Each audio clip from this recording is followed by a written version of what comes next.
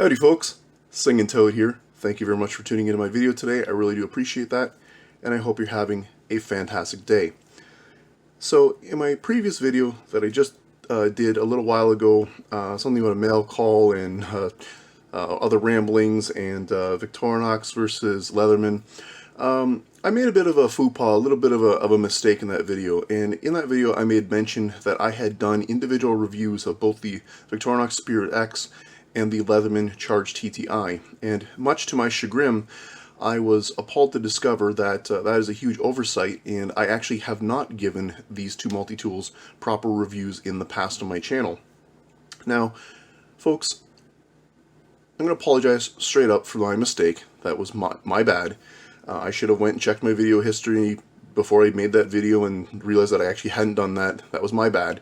You know, I've been doing this for almost 40 years now. I've made a lot of videos. I have well over 200 videos on my channel. I've lost track as to what I've made videos of and what I haven't.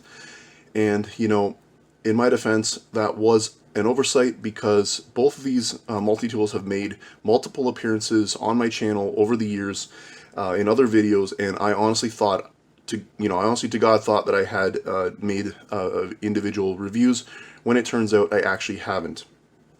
So, with all that being said, what I'm going to do today is give them both a fair shake in this video here, kind of a comparison, so to say, but just go through each one as if, you know, it was kind of new to me, and just in case someone's tuning in and has never seen a Victorinox Spirit X, or maybe you have, but you don't know if it's something you're really interested in or not, and same goes for the Leatherman Charge TTI. So without any further ado, we'll get into it.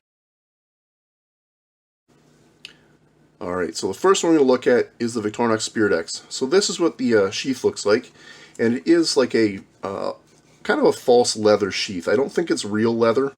I mean, it kind of seems like real leather, but I'm not sure. But anyway, it does have this beautiful Victorinox badge on the front, but it does have a Velcro retention system, which works, but I would prefer a button. That to me is the only kind of cheap part of this. And this, by the way, is not a very cheap multi-tool. Here in Canada, these things retail for around $190, give or take, Canadian dollars. You know, I might put the conversion up in US dollars on the screen somewhere here. But you know, this is not a cheap multi-tool by any stretch of the imagination. And on the back side, there is a model number which says 4.0.822.1. So that is what it says there on the back. And let's go ahead and get into the multi-tool. And so that's what it looks like this way here. That's what that side looks like. That's what that side looks like.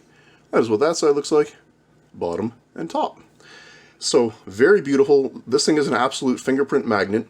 Absolutely great fit and finish. And by the way, folks, I've now had this multi-tool for, oh geez, I want to say probably close to 3 or 4 years. It's been carried and used a lot, and this thing is still, you know, as tight as it was the day I got it. So that's just a testimony to the quality of Victorinox. So obviously when you fold it open, there's your pliers. And what I like is that this is all curved around. So this whole entire thing is stainless steel, by the way, and it is Victorinox's standard stainless steel. As far as I know, I don't believe it's made of anything special. I think it's just their standard steel. It does have these really good pliers, which have very, very fine, and I don't know if the camera will focus in, but it does have very, very fine teeth. And the precision fitting, I don't know how well you guys can see that. I have more expensive sets of pliers in my toolbox that don't come together this nicely. So you have your needle nose pliers, you have your regular pliers, and then you have your wire cutters right there. They are non-replaceable, so if you do damage them, you'd have to send this out for repair.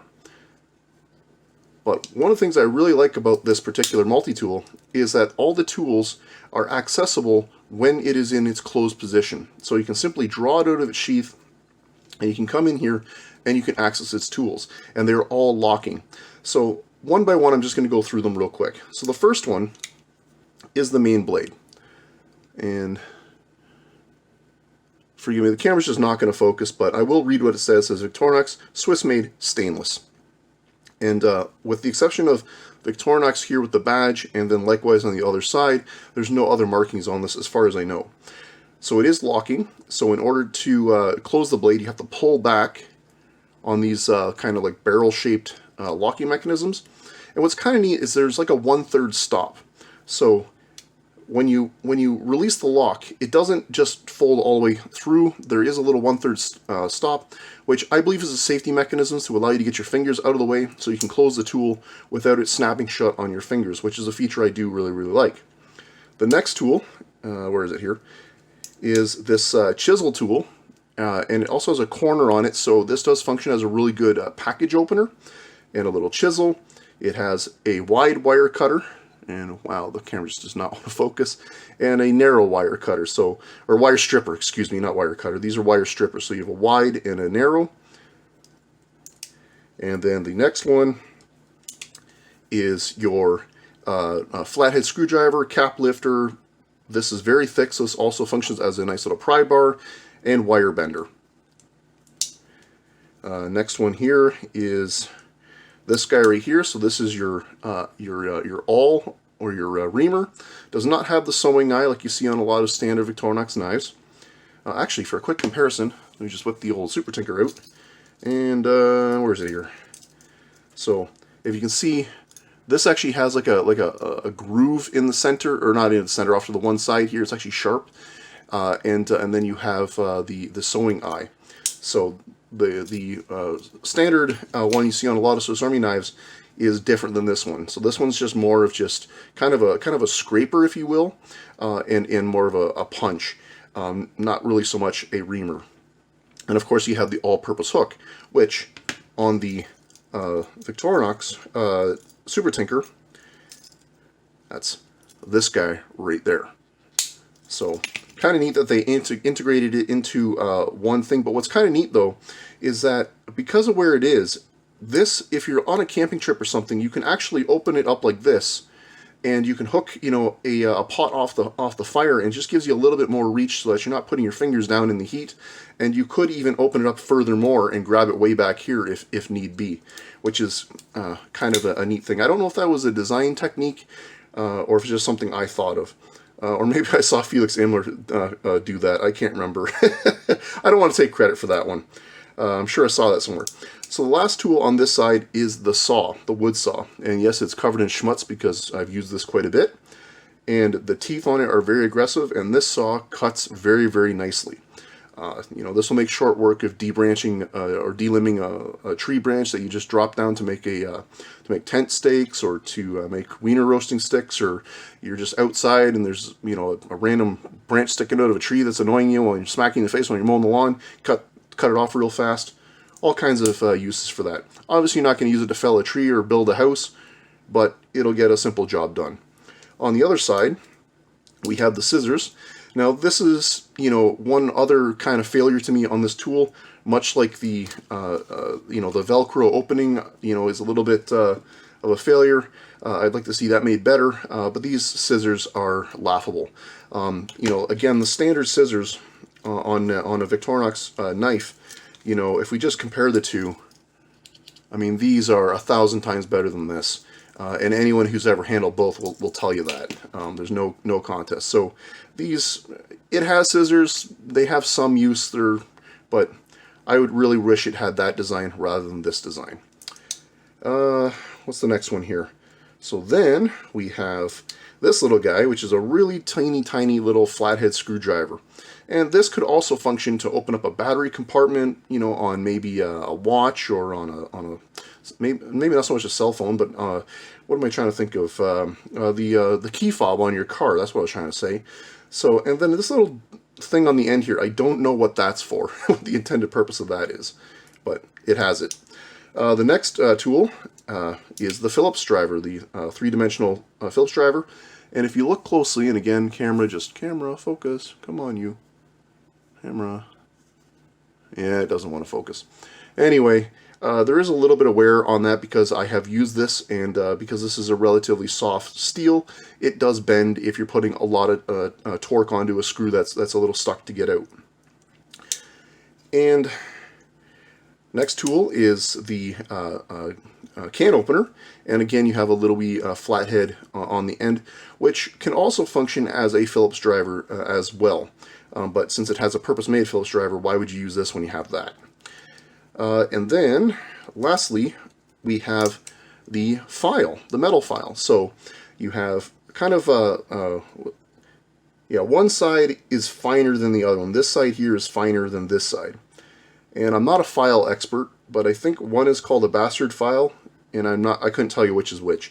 But there also is a metal file on this side, so a little metal saw. So this kind of functions as a hacksaw. Again, it's not gonna, you're not gonna go here cutting all day with a thing. But if you just had to get like a head of a bolt cut off real quick or something, whatever, it would get through that. But you're not going to use this to, do any major work. So at the end of the day, this is an outstanding multi-tool, and I really do like it, and I carry it pretty much every day. So now we're going to talk about the next one. So this here is the Leatherman Charge TTI.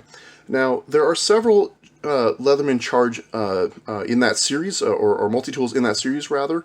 This is the TTI, which is one of the higher end versions. I believe there actually is a step above this, which I think comes in Damascus steel, and it's really, really super fancy. But this is definitely one of the higher ones, up near the top for sure.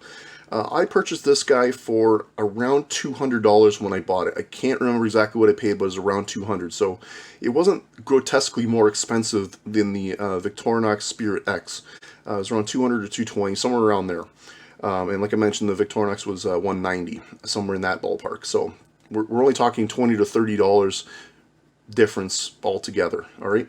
But anyway, so this is what the pouch looks like. It has this button clasp. Now mine's really starting to loosen up because again, this thing's been carried, and you can see all the wear on it. It's been beaten to snot here.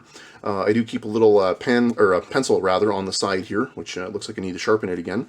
And then of course on the other side, I mean, this is big enough that you could even put like a little Swiss Army knife in there, a small little flashlight, ferrocerium rod, hot dog, whatever you want. That's up to you. You carry what you want in there. For the moment, I don't have anything. But let's go ahead and get it out of the sheath. We're going to come back to the sheath momentarily. So this is the multi-tool as it is here. So it has the titanium scales. So you can see right there, it tells you exactly what it is. Leatherman Charge titanium. Woo!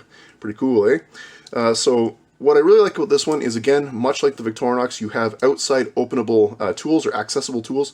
The first one being the S30V blade steel blade. So, not sure if the camera wants to focus. Camera.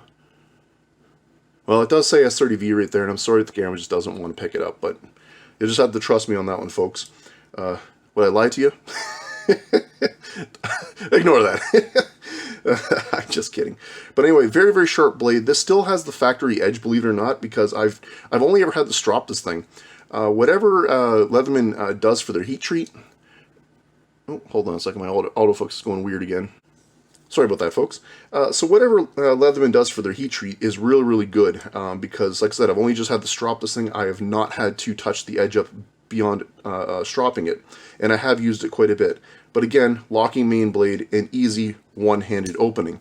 Now, I did forget to mention that the Victorinox, the new version of the Spirit X, does come with one-hand opening blades.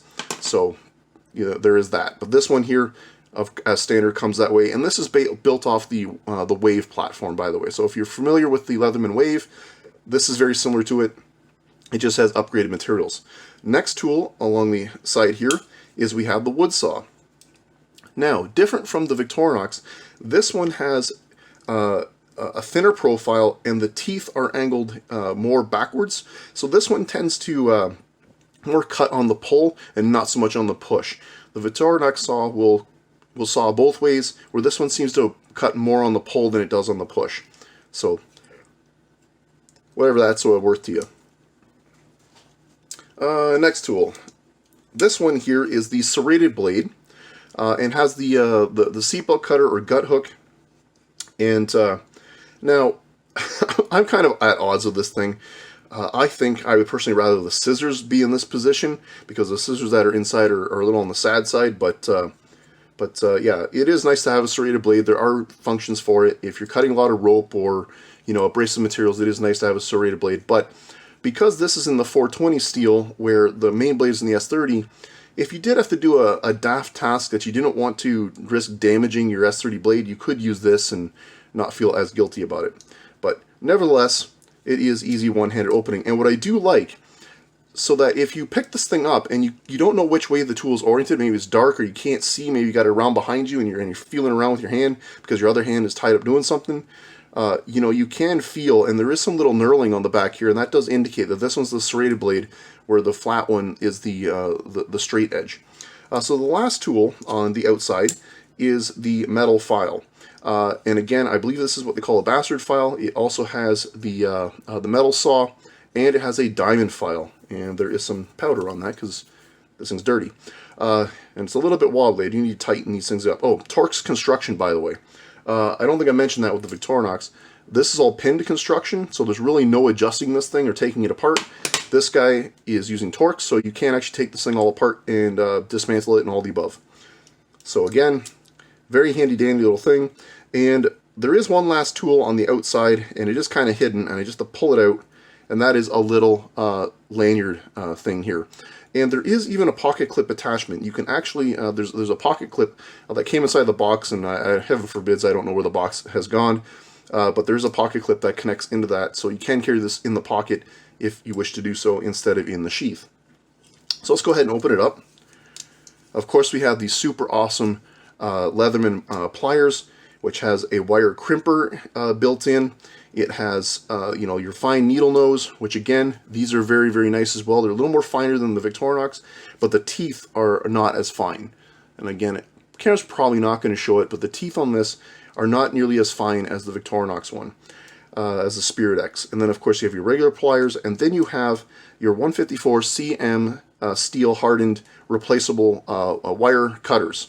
So you've got soft wire cutters and hard wire cutters. And the nice thing is, if these break, you can replace them. On the Victorinox, no bueno. And then also back here, you have another wire crimper. So you got two different wire crimpers here. So one here and one here in between. You know, so depending on what you're crimping, either here or there. Also, we have a ruler, and so we have standard and metric, which is nice. And then, of course, on this side, we have, what is this one here? So this is the can opener and wire stripper. So also functions as a cap lifter. And of course, these tools are all locking, just like the Victorinox. Unfortunately, these are internal and not external. So you have to press down on this lever, and then you can unlock the tool. And then we bring this guy out, and we have the bit exchanger. So as standard, it comes with the Phillips and the little flathead. However, you also get a little handy bit kit. Now, the standard version, I forget exactly how many of these it came with. I think it was like 5 or 6.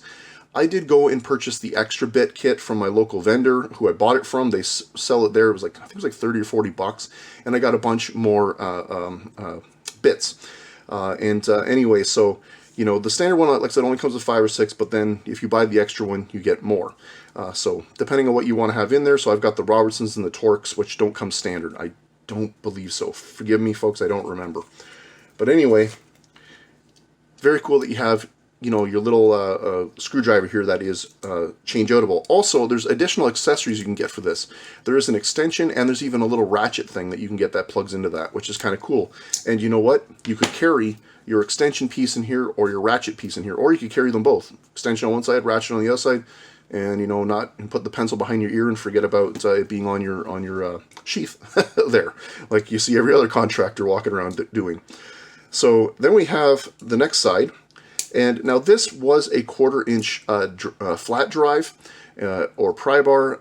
I modified it to make it into a chisel, and it's a very, very little sharp chisel, and you know, that's very, very nice to have. So I modified that, but that is not as it comes as standard. The next one we have in here is the micro screwdriver. So, and again, the camera just does not want to focus. Come on, camera, focus, focus.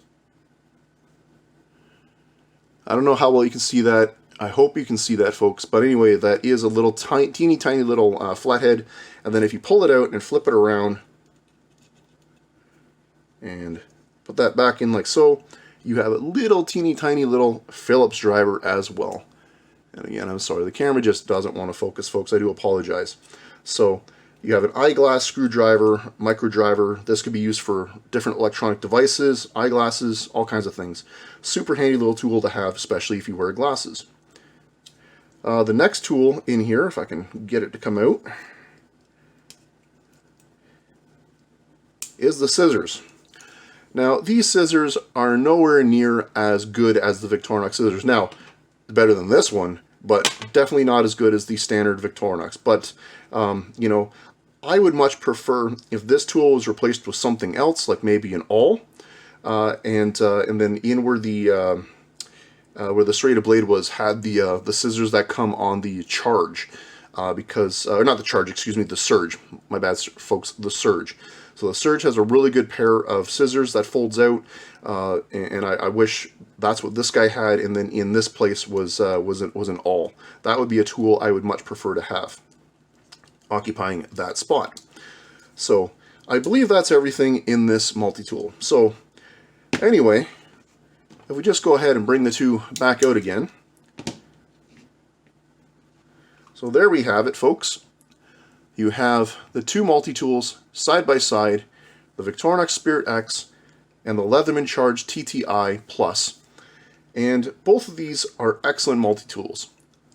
You wouldn't be bad buying either one of them if you were in the market looking for one or the other. Personally though, if I had to pick only one, I would take the Charge because, in my opinion, it is a more capable tool out of the box than the Victorinox is. There is an accessory pack you can buy for this that would then make it almost the equivalent of this.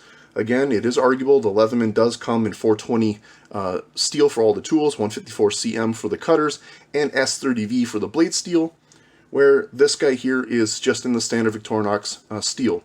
So there is some debate on that one. That one's, I'll leave that, you guys can fight with each other in the comments over whether you think that matters or not. But if that doesn't matter to you, both of these are highly well-made tools. I like them both. I carry them and use them both.